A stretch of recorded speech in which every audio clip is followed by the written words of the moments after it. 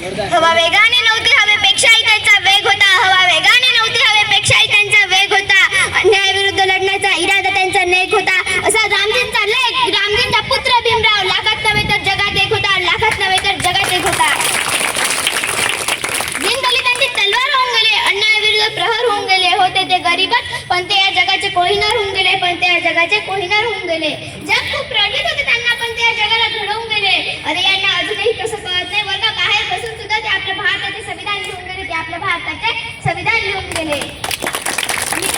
Doctor Babasaheb आंबेडकरांचा जन्म झाल्यानंतर त्यांनी अगदी सुरुवातीपासूनच का प्रश्न विचारायला सुरुवात केली की का, असं का, आणि आमच्याच बाबतीत का, तुमच्या बाबतीत का नाही, आणि का या शब्दाचे उत्तर ते शोधत राहिले.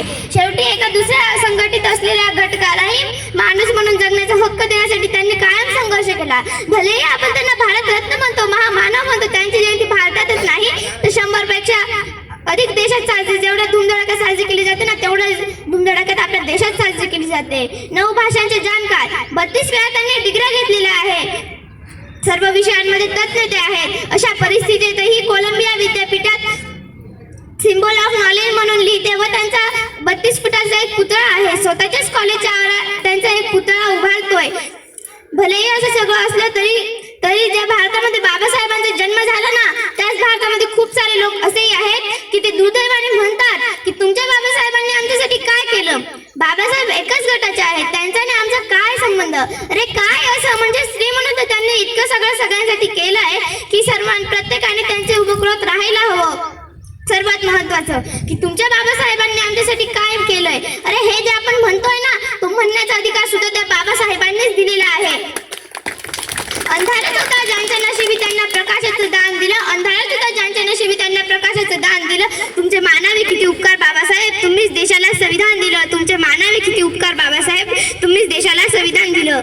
आंबेडकरांची एक शिकवण होती, ती म्हणजे उठा, शिका, संघटित व्हा आणि संघर्ष करा.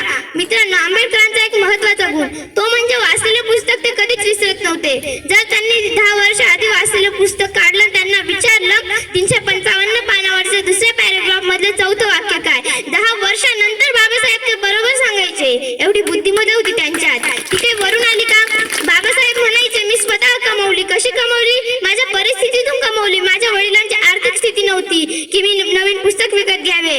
जर त्यांच्या हातात एखाद्या वेळेस पुस्तक पडले तर त्यांना वाटायचं आज पुस्तक हातात